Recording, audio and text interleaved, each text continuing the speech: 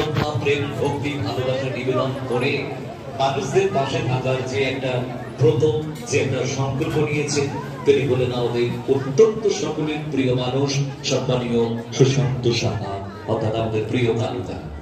সত্যি মানুষটাকে এই জন্যই আমরা প্রিয় মানুষ বলি, যিনি ছাত্র ছাত্রীদের কথা ভাবেন।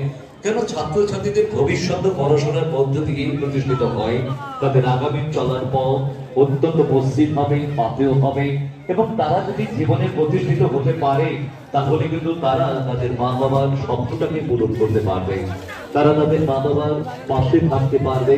তাই তো তিনি দুস্থ ছাত্রছাত্রী তাদের পাশে লেগেছেন, প্রথম শ্রেণী থেকে সপ্তম শ্রেণী ছাত্রছাত্রীদের পাশে থেকে তাদের সর্বোত্তকরণ সহযোগিতাটুকু করেছেন আমাদের প্রিয় সুশান্ত সাহা অর্থাৎ কালুদা।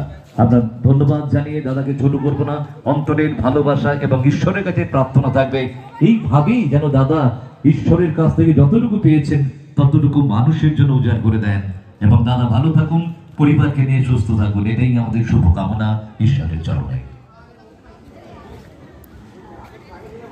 এবং খানিক্ষণের মধ্যেই তো আসবে জগদ্ধাত্রী, যার প্রহর করছেন প্রত্যেকটি এলাকাবাসী।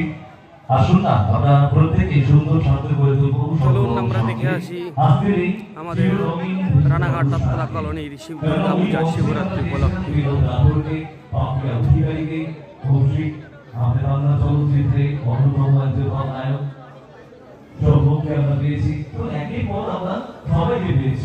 এবং আমাদের এই অনুষ্ঠান হচ্ছে এইখানেও কিন্তু আমরা একের পর এক